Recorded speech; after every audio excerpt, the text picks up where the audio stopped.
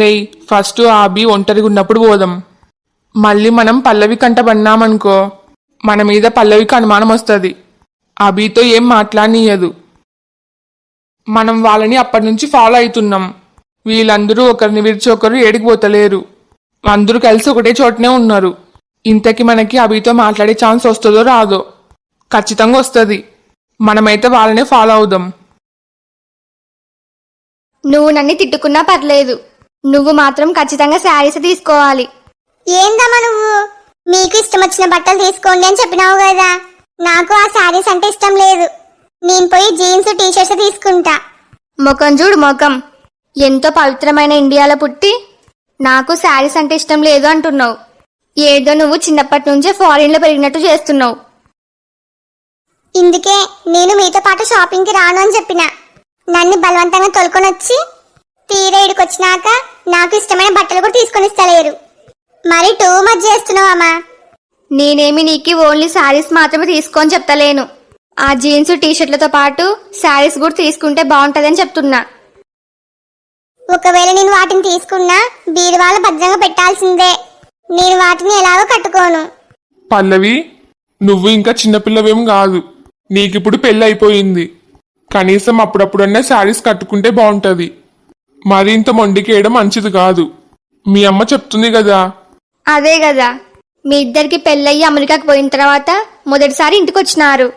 ఇప్పుడు ఇంటికి వచ్చిన కూతురు అల్లుడు తిరిగిపోయేటప్పుడు వాళ్ళకి సాంప్రదాయమైన బట్టలు పెట్టి పంపిస్తే బాగుంటది.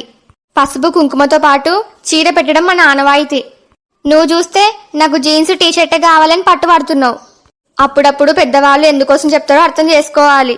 సరే అయితే నాకు ఇంత సోది అవసరమా? నేనిప్పుడు శారీస్ తీసుకోవాలి అంతే కదా? అంతే. సరే పద పోదాం. అభి, నువ్వు కూడా టీషర్ట్లు కాకుండా మంచిగా షర్ట్స్ తీసుకో. సరే అత్తయ్య. పల్లవి, నా బ్యాక్ సైడ్ శారీస్ బాగున్నాయి, పద ఆడబోయి చూద్దాం. బాబు అభి, నాకు ఈ షాపింగ్ మాల్ అంతా తిరిగే ఓపిక అస్సలు లేదు. నేను ఇన్నే కూర్చుంటా, నీకు నచ్చినట్టు తీసుకో నువ్వు. సరే మావయ్య. నాకు ఈ షాపింగ్ మాల్లో అర్ధగంట కూడా ఉండబుద్ధి అయితే లేదు. ఈ ఆడవాళ్ళు మాత్రం గంటలు గంటలు షాపింగ్ ఎట్లా చేస్తారో ఏమో. అరే, ఇప్పుడు పల్లవి ఒక సైడ్ పోయింది, అభి ఒక సైడ్ పోయినాడు. మనకి ఇదే కరెక్ట్ ఛాన్స్. రేయ్, నువ్వు ఒకటి మాత్రం గుర్తుపెట్టుకో, మనం సరాసరి అభితో మాట్లాడకూడదు. మనకేమి తెలియనట్టే షాపింగ్ కోసం వచ్చినామన్నట్టే ఉండాలి. కావాలని అభి కంట్లో పడాలి. అభి అంతకు అభినే మనల్ని గుర్తుపట్టి మనతో మాట్లాడాలి. ఇంత సోది ఎందుకురా మామ? మనం డైరెక్ట్గా అభితో మాట్లాడితే ఏమైతుంది? ఏమయ్యేదేంది? మనం నిజం చెప్పిన తర్వాత అభి పోయి పల్లవిని నిలదీస్తే అప్పుడు పల్లవి ఫోన్ చేసి కిరణ్ గాని చెప్తే మనిద్దరం అడ్డంగా బుక్ అవుతాం. ఇంకా జీవితంలో కిరణ్ గాడు మన ముఖాలు చూడడు. అదే అనుకోకుండా మీట్ అయినట్టుంటే మనకి వేరే దారి లేక నిజం చెప్పాల్సి వచ్చింది అని కవర్ చేయొచ్చు. అర్థమైందిరా? ఇంకరా పోదాం.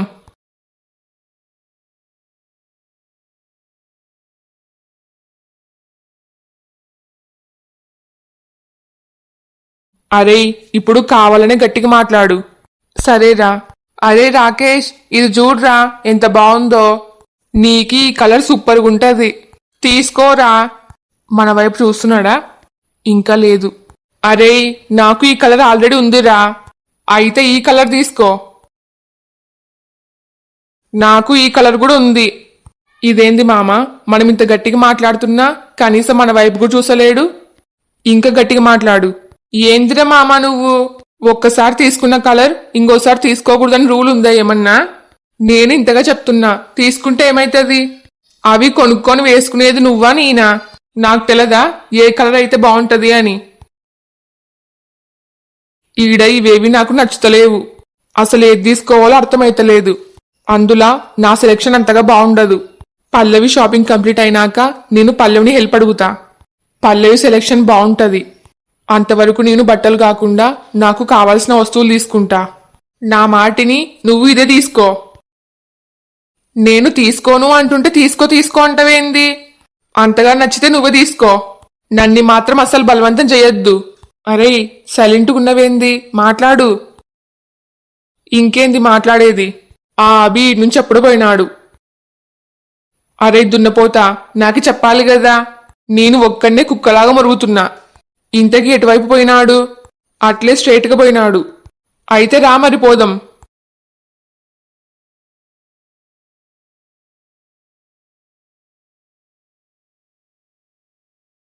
అరే నీకు ఈ క్యాప్ చాలా బాగుంటది, తీసుకోరా. ఏంది ఈ క్యాపా? ఏం బాగుంది? నీకసలు టేస్టే లేదు. ఏంది నాకి టేస్ట్ లేదు అంటవా? అవునరా, నీకు టేస్ట్ లేదు. అయితే ఈ క్యాప్ తీసుకో. దాని మీద ఎంత రేటు ఉందో చూసినావా? నాకి డబ్బులు నువ్వేమన్నా ఇస్తావా? అవసరానికి 100 రూపాయలు ఏమంటే ఇవ్వవు గాని నన్ని మాత్రం కాస్ట్లీ క్యాప్ తీసుకోమని చెప్తున్నావు. అరే ఇంకా మనల్ని చూసలేడా? లేదురా మామ, వీడెక్కటోడురా నాయన. గొంతు చించుకొని ఇంత గట్టిగా అడుస్తున్నా మన వైపు కనీసం తిరిగి చూసలేడు. ఇంత గట్టిగా మాట్లాడి మాట్లాడి నా గొంతు పోయేటట్టుంది. అవునరా మామ, మళ్ళీ ఈ నుంచి కూడా పోయినాడు. ఇంకా మనకి తప్పదు కదా, అవని కోసం ఫాలో కావాల్సిందే. పద.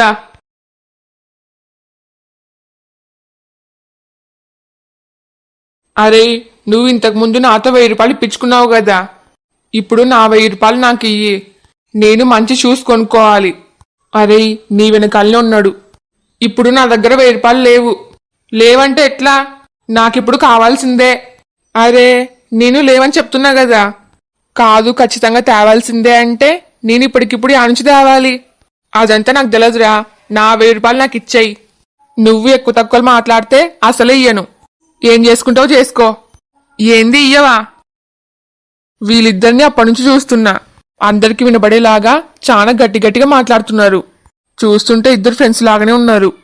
ఆఫ్టర్ ఆల్ 1000 రూపాయల కోసం ఇట్లా అందరి ముందర కొట్లాడనీకే సిగ్గుండాలి. వీళ్ళిద్దరు వాయిస్ ఎక్కడో విన్నట్టుందే. వీళ్ళ ముఖాలు కనబడతలేవు. అయినా ఇదేమీ వాళ్ళ ఇల్లు కాదు. ఈడ న్యూసెన్స్ చేసి అందరినీ డిస్టర్బ్ చేయనీక. వీళ్ళ పని చెప్తా. నా 1000 రూపాయలు ఎట్లెట్లు ఇయ్యవో అది కూడా చూస్తా. అరే కొంచెం పక్కకు జరుగు. అబీకి మన ముఖాలు కనబడాలి కదా. వీళ్ళని ఏయ్ ఏందిట మీ న్యూసెన్స్? ఇదేమన్నా మీ ఇల్లు అనుకున్నారా? నేనే వాళ్ళిద్దరిని తిడదామనుకున్నా. అంతలోపు ఈయనొచ్చినాడు. ఎవరైతే ఏముందిలే, వాళ్ళకి బుద్ధి చెప్పేది కావాలి. పల్లవి షాపింగ్ ఎంతవరకు వచ్చిందో ఒకసారి పల్లవి దగ్గరికి పోయి వస్తా. ఇదేంది మామ, అభి మన దగ్గరకు వస్తాడనుకుంటే ఈయనొచ్చినాడు. ఆ అభి ఈ నుంచి కూడా పోయినాడు మళ్ళీ. మీ వల్ల ఈడున్న అందరికీ ఎంత డిస్టర్బ్ అవుతుందో తెలుసా? మిమ్మల్ని అప్పటి నుంచి గమనిస్తున్నా. ఫ్రెండ్స్ అయింది 1000 రూపాయల కోసం గొడవ పడతారా? అయితే నా 1000 రూపాయలు నువ్వు ఇయ్యి. నేనెందుకు ఇస్తా? నాకేం అవసరం? మరి నువ్వు ఇయ్యనప్పుడు మేము కూడా ఎంతైనా గొడవ పడతాం. మాకే చెప్పడానికి నీకేం అవసరం? అరే నీకి కొంచెమైనా బ్రెయిన్ ఉండి మాట్లాడుతున్నావా? దానికి దీనికి సంబంధం ఏముంది? మీరు అందరినీ డిస్టర్బ్ చేస్తున్నారు. మాట్లాడే హక్కు నాకుంటది. అయితే ఎవరిని డిస్టర్బ్ చేయనులే. నా 1000 రూపాయలు నాకు ఇయ్యి. నేనెందుకు ఇస్తా? నేనియ్యను. అయితే పొయ్యి పని చూసుకోపోరా. మాతో నీకెందుకు? కరెక్టే, మీతో నాకెందుకు? ఇంకా కొద్దిసేపు ఇన్నే ఉంటే ఆ 1000 రూపాయలు నాతోనే వసూలు చేస్తట్టున్నాడు. అరే ఈ ప్లాన్ వర్కౌట్ అయితలేదు. సరే ఏదో ఒకటి చేద్దాంలే. పద.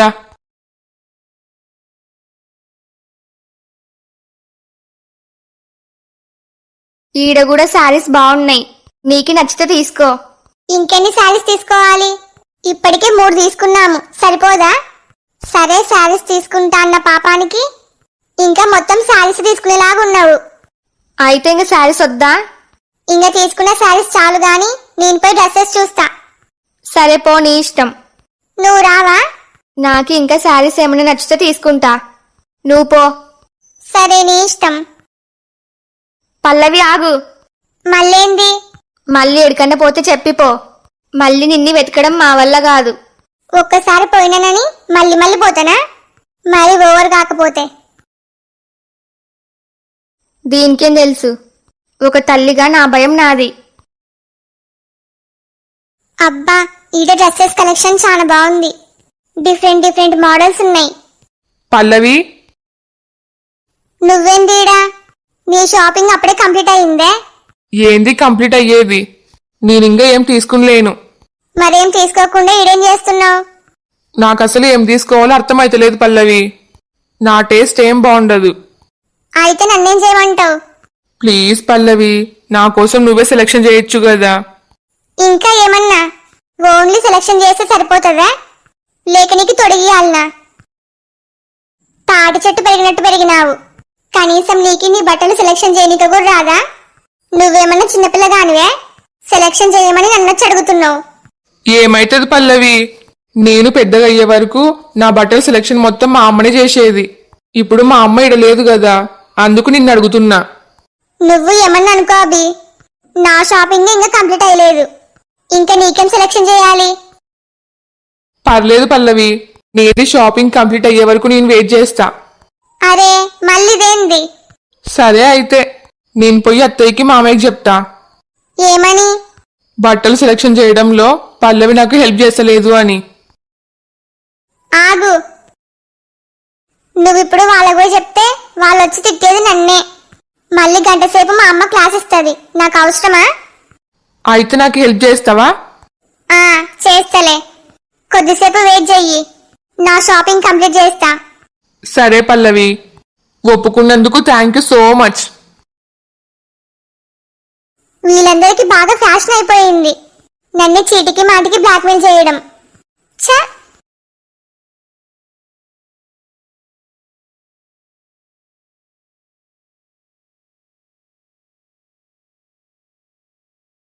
ఈ అభిగాడు ఉన్నట్టుండి ఆడికి మాయమైపోయినాడు.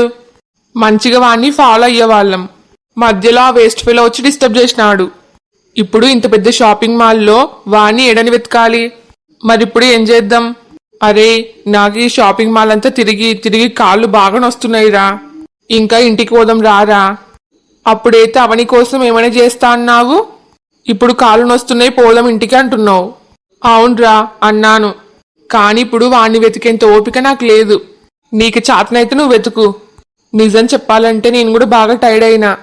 ఇదంతా అయ్యే పని కాదు గాని ఇంకా పోదాంరా ఇంటికి. మీరింగా ఈ నుంచి పోయలేదా?